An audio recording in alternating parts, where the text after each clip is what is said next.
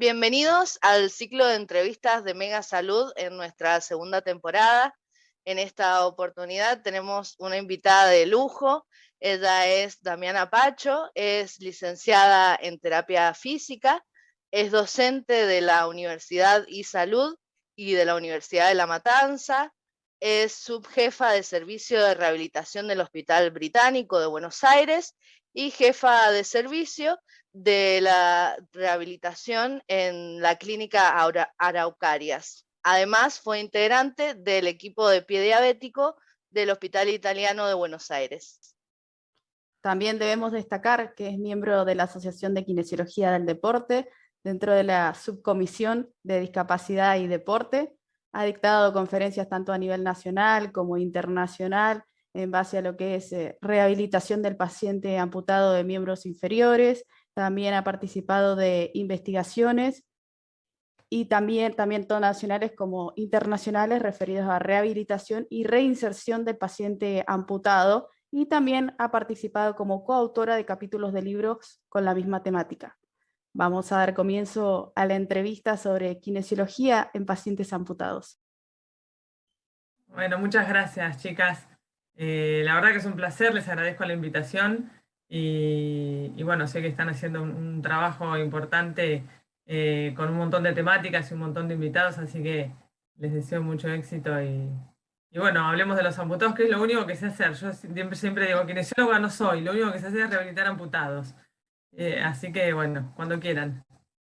Bueno, bienvenida Damiana, y vamos a empezar a hablar, obviamente, de amputados. ¿Cuáles son las causas más frecuentes de amputación? Bueno, nosotros en nuestro país, al igual que en la mayoría de los países del mundo, tenemos la causa vascular como principal causa de amputación de los miembros inferiores.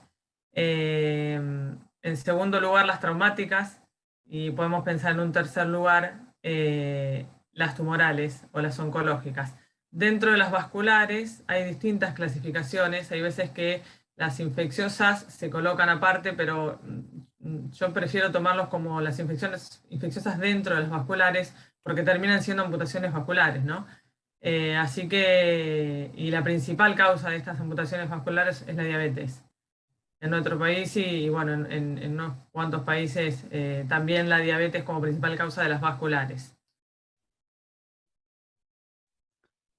Bien, es muy importante los cuidados básicos del paciente en cuanto a los cuidados del muñón, cuáles son las medidas de higiene, qué actividades pueden realizar, porque se realiza un entrenamiento a la familia y también al paciente en base a los cuidados del muñón. Entonces me gustaría que explicáramos cuáles son los cuidados básicos que se deben tener.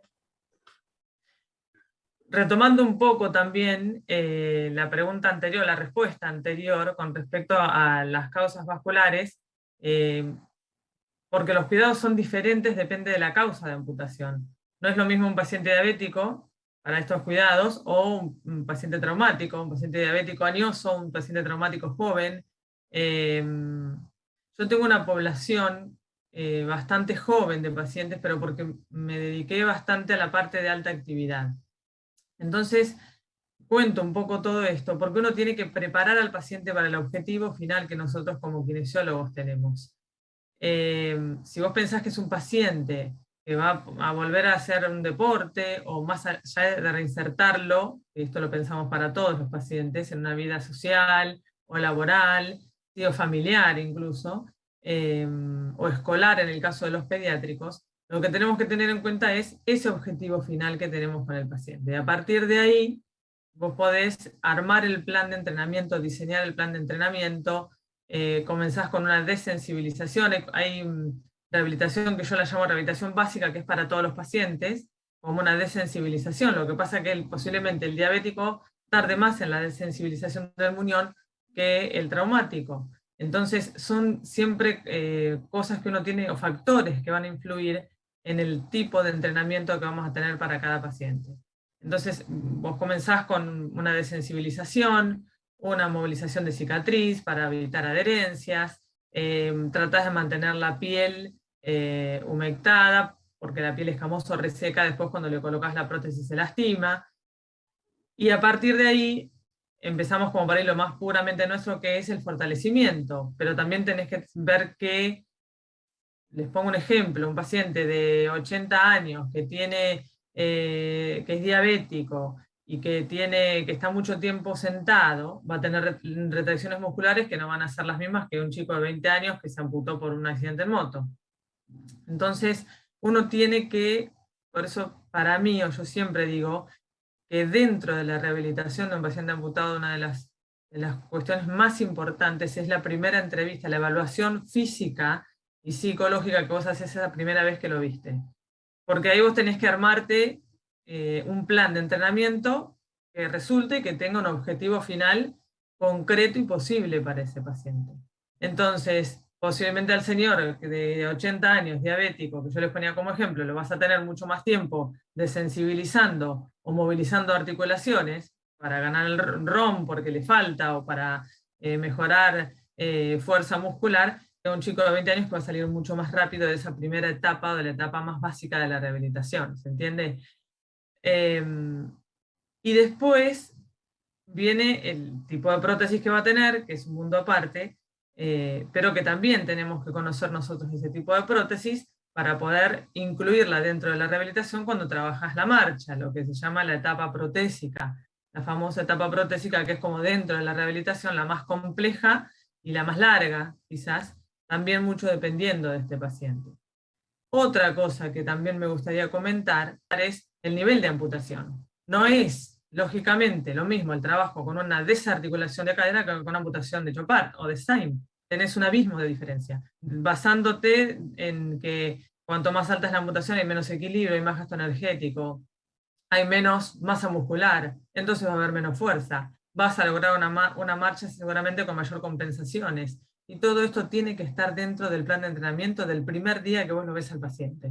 Porque el desarticulado de cadera, vos tenés que fortalecer mucho más abdominales, quizás que un bajo rodilla, ni hablar si es más joven, pero que un bajo rodilla, porque el equilibrio va a estar mucho más afectado. Entonces, si el desarticulado de cadera vos le fortaleces bien la zona pélvica o la zona abdominal,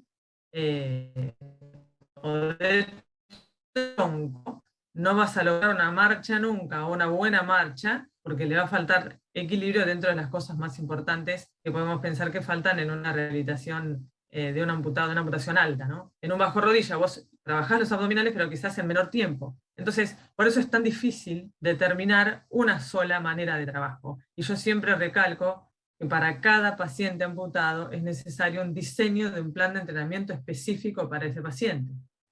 ¿Se entiende? No sé si me quedó algo en veremos como para ampliar. No, quedó bastante claro que tenemos que tener en cuenta la edad del paciente del que vamos a abordar, cuáles son las características, la patología de base, cuáles son los objetivos que nos vamos a plantear en base a cada paciente, ya que tenemos que diseñar un plan de entrenamiento acorde.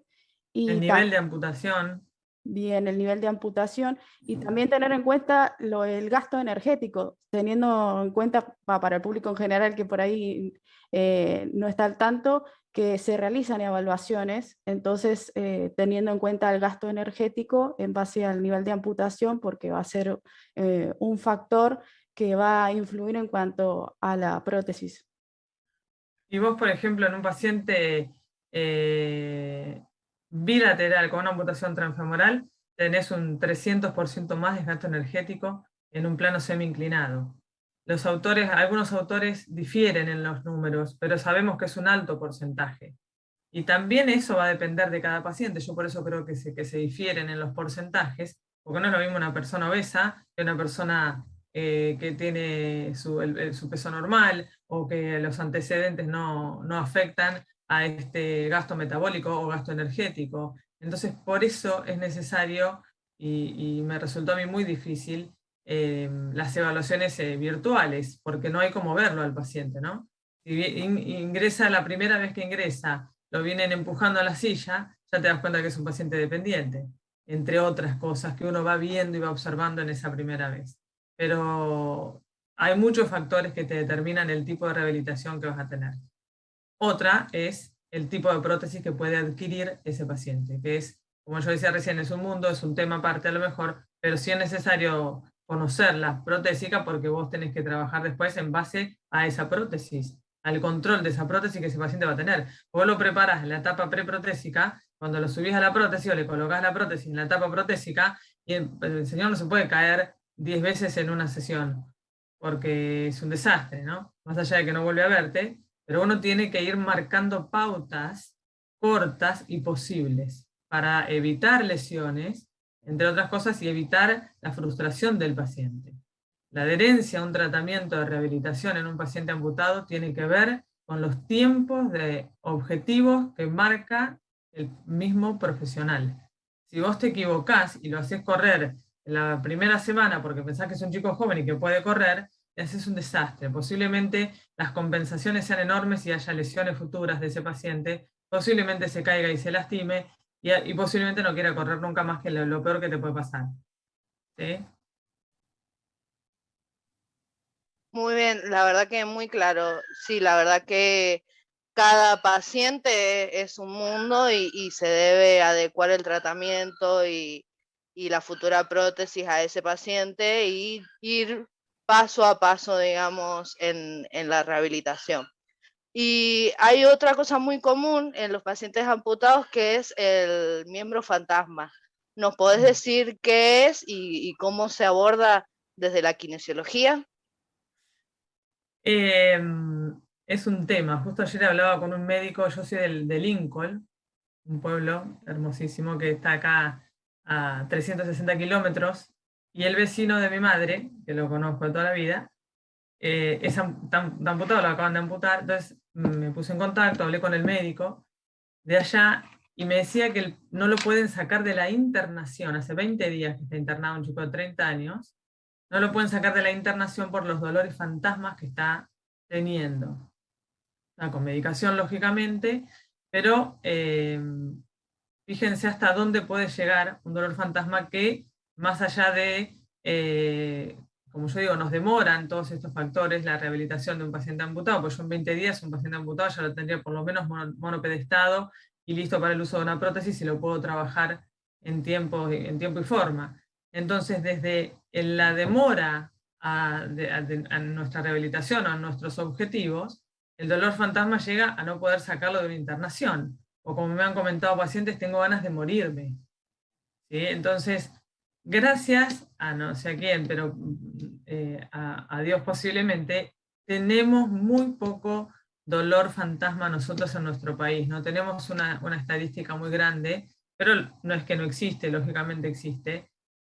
Yo tengo una teoría muy casera de esto. Yo creo que el dolor fantasma, y hay muchas corrientes, hay congresos enteros de dolor fantasma, muy difícil hablar del tema en poco tiempo, pero yo creo que hay corrientes que piensan que es meramente psicológico, hay corrientes que piensan que es meramente fisiológico. Yo creo que es una mezcla de las dos y estoy convencida de eso. Pero el gran problema que tenemos es que no sabemos la causa. Entonces, como no tenés una única causa, es muy difícil abordarlo. Y yo les pongo ejemplos, miles de ejemplos tengo.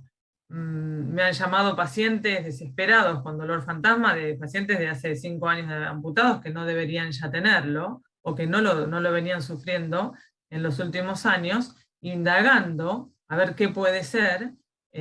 Resulta que ese día que empezó con ese dolor fantasma era el mismo día que había tenido el accidente hace 5 años atrás.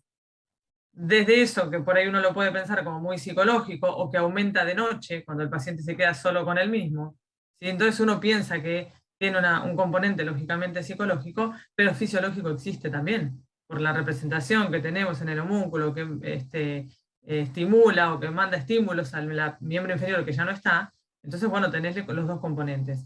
El trabajo que hay que hacer justamente es, en mi cabeza, es sacar un abanico de herramientas que nosotros tenemos y tirarlas todas juntas a ver cuál de todas nos resulta.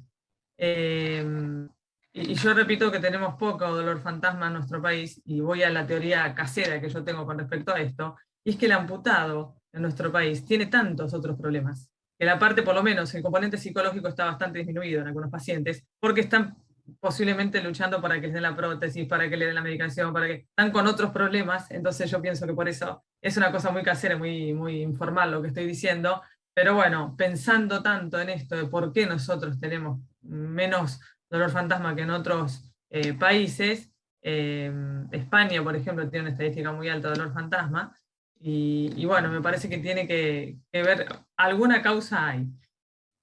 Y el trabajo nuestro va a consistir particularmente en todo lo que sea la desensibilización. Yo hablaba ayer con este médico y le pedía, o le decía, le sugería la posibilidad de ir a desensibilizar todos los días y muchas horas por día, de obviamente bueno, un masaje puede hacer el mismo paciente incluso, pero todo lo que tenga que ver con el contacto en el muñón a nivel distal normalmente ayuda. Existe la terapia del espejo, que es para gente muy paciente, o sea que para mí no, pero existe y hay gente que le da resultado. No fue mi caso, pero yo creo que tengo que ver más yo que la propia terapia. Tiene que ver, bueno, con la desensibilización, el contacto, el vendaje, el uso de la prótesis. Eso a mí me ayudó un montón. Lógicamente, uno consulta o tiene un tratamiento multidisciplinario y en el caso de los más graves se piensa ya en una medicación, ¿no? Suministrada por el médico, lógicamente. Entonces, uno, qué sé yo, por eso digo, sacás todo el abanico y tirás todo el asado al asador para ver qué te resulta con ese paciente. Y créanme que para cada paciente resulta algo distinto. Incluso entre ellos por ahí se aconsejan cosas que les resultan más que otros, no sé, estímulos de los que quieran. Lo que pasa es que a mí el tema del estímulo, si pensamos en nuestra aparatología como kinesiólogos, yo soy un poco reacia a la utilización de agentes físicos en los muñones, directamente en el muñón, por una cuestión de la falta o la alteración de la sensibilidad que tiene ese muñón, y me cansé de ver muñones lesionados por el uso de la aparatología nuestra, entonces, de la fisioterapia, entonces yo prefiero dejarla de lado. Me gusta más el trabajo más manual que podamos llegar a hacer sobre un muñón. Y creo que eso es lo que más nos puede o nos ha resultado a nosotros.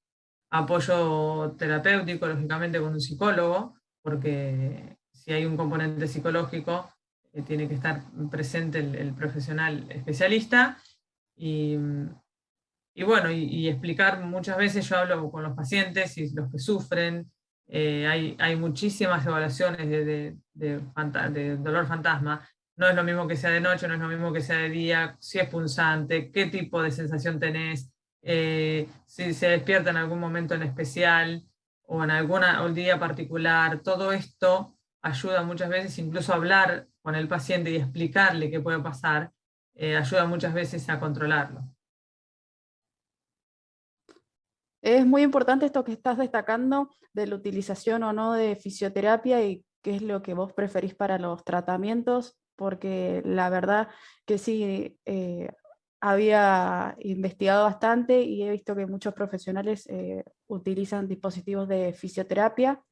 Sí, también he tenido contacto con otros que no, que prefieren totalmente lo manual. Pero sí, me parece muy importante estos que estás mencionando, porque son diferentes tipos de abordaje y por ahí algunos no lo estaban teniendo en cuenta, y es muy importante a la hora de realizar el tratamiento. Es controversial. Yo he estado en congresos específicamente y con colegas que se dedican a esto y podemos discutir horas, pero bueno, yo creo y entiendo que cada uno va a utilizar lo que más le resulta, ¿no? Y en mi caso yo prefiero estar tranquila de que no se quemó ningún muñón ni se lesionó ningún muñón por la utilización de un aparato que ni siquiera tengo la certeza que me va a resolver el problema. Entonces, prefiero ir por otro camino. Pero, vuelvo a repetir, como el caso de la terapia del espejo, que es por falta de paciencia mía, el tema de la aparatología tiene que ver quizás con la experiencia que yo tuve.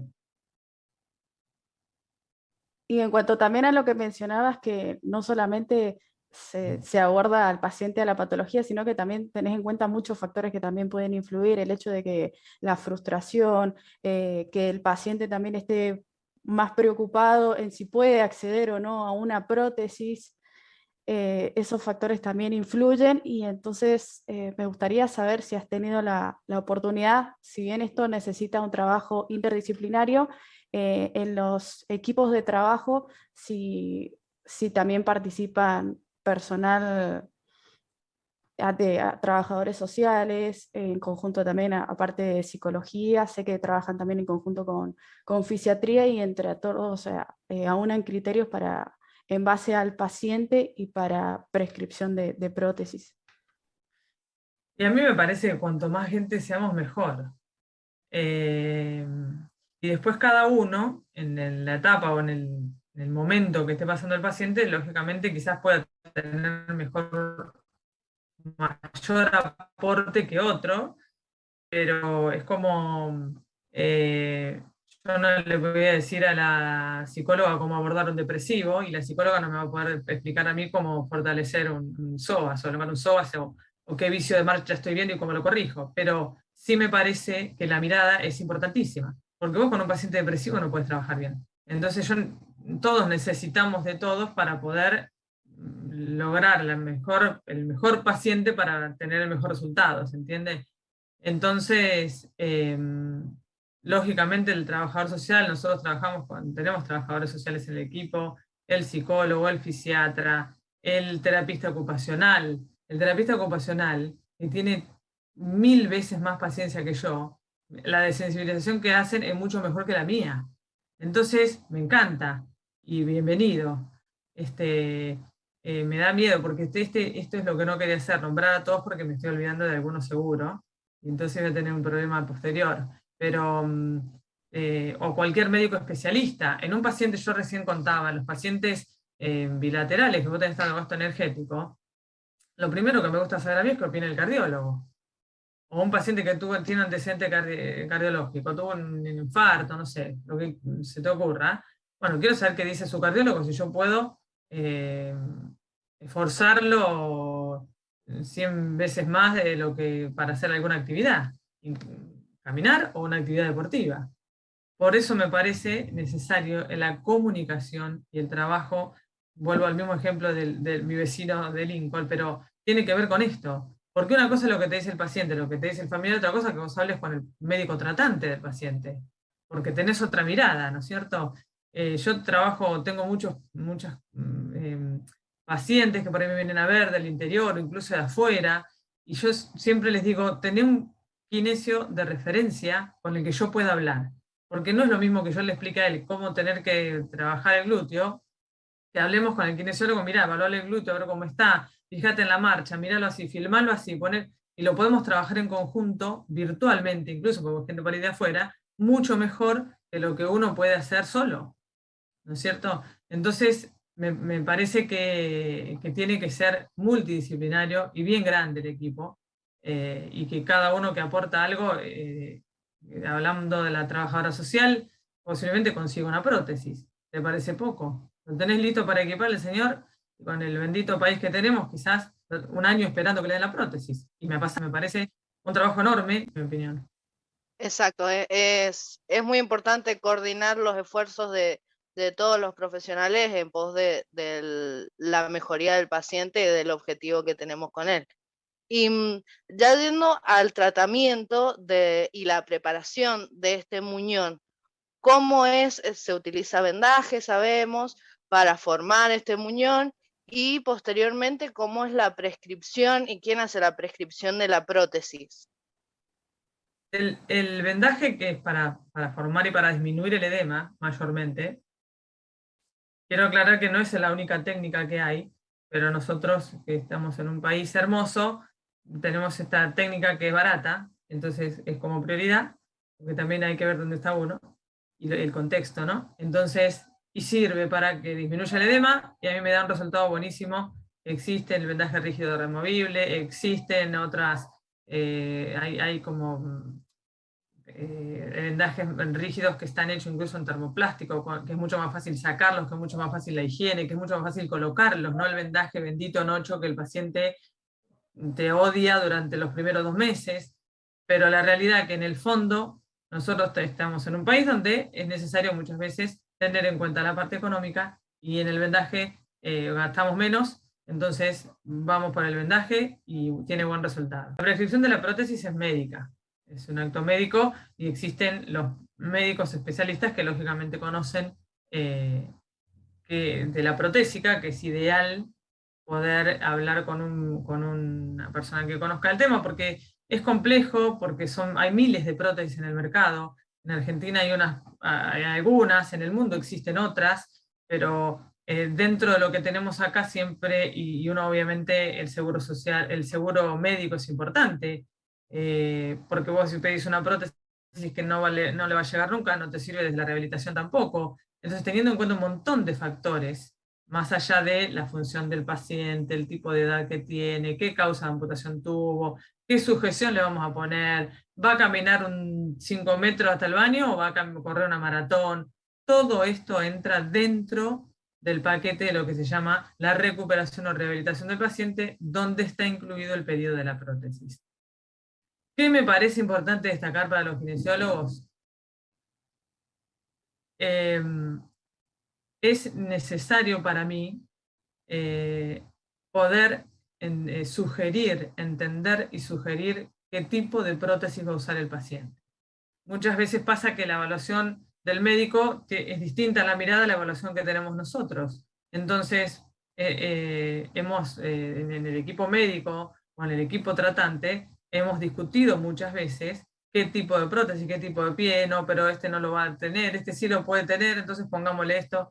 Pero normalmente, o desde la evaluación que yo les hago a los pacientes, sé que ese paciente va a poder realizar una alta actividad el día de mañana, entonces yo quiero que le pidan un pie de carbono desde ahora, porque el pie de carbono está directamente relacionado con la posibilidad de hacer una alta actividad, y quizás tenga un valor mayor que un pie SACH, que casi no se usa, o que un pie articulado, pero el día de mañana yo lo voy a necesitar y posiblemente no tenga la posibilidad de volver a pedirle otro pie, entonces desde el vamos pidámosle esto. O este tipo de rodilla, hay muchos tipos de rodilla. Por eso es necesario que el kinesiólogo tratante de un amputado conozca de la protésica y pueda levantar la mano en el momento que se va a pedir la prótesis y yo sugiero tal cosa.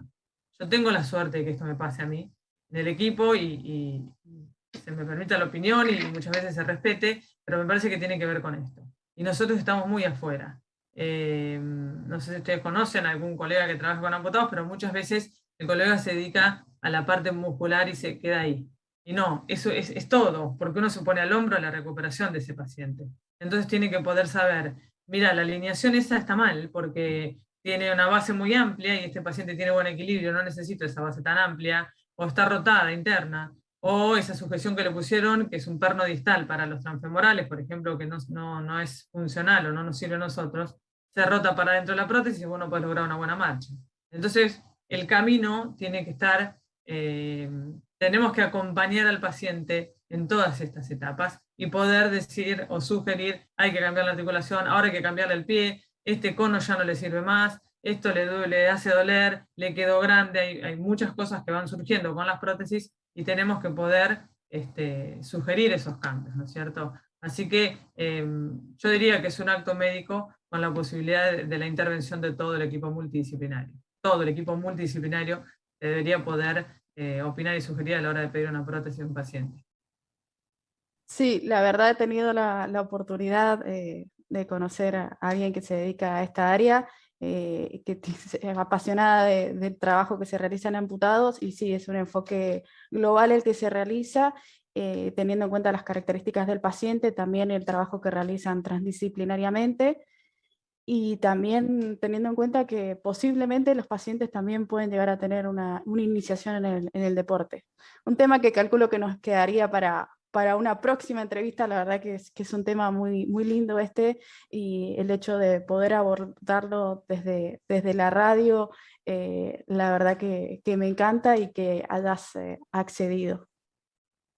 No, un placer, un placer. Yo siempre que se pueda difundir un poco el trabajo y poder sí, compartir un poco la experiencia que uno tiene y quizás con buenos resultados con los pacientes y demás, me parece que está bueno porque todos aprendemos así y es la manera de llevar a cabo un tratamiento bien hecho, ¿no? Para nuestros queridos pacientes amputados que muchas veces no son bien tratados. Damiana, la verdad que un placer tenerte en nuestro programa. ¿Podés decirnos en dónde te pueden encontrar, si tenés redes sociales para aquellos que te quieran hacer alguna consulta? Sí, Damiana Pacho Amputados, en Instagram y Facebook estoy, y me pueden contactar por ahí todos los que quieran. Yo normalmente si hay alguna necesidad de algún paciente, de algún tratamiento con algún colega, esto lo hago un montón también, porque me parece que es la manera que uno tiene que trabajar desde la rehabilitación. Siempre nos contactamos y les doy mi teléfono y me mandan videos y lo trabajamos en conjunto, no tengo problema con eso. Así que para los colegas eso y para los pacientes que se enfoquen y vayan por un buen camino acompañado de un buen profesional porque tienen muy buenos resultados. Hoy en día esto que decía ella de el deporte, la protésica se actualizó un montón, entonces tenemos prótesis que nos ayudan también a la alta actividad y es una gran cosa para los pacientes tener la posibilidad de correr, de competir, de participar de un grupo de pertenencia o deportivo. Me parece una gran cosa y veo muy buenos resultados al respecto, así que cuando quieran hacemos la charla de deportes de amputados. Muchísimas gracias, Damiana. Obviamente vamos a tener una segunda parte de esta entrevista porque es muy lindo el tema de la reinserción en el deporte. Así que, bueno, muchas gracias por tu predisposición, un placer tenerte y siempre recuerden, Mega, cuida tu salud.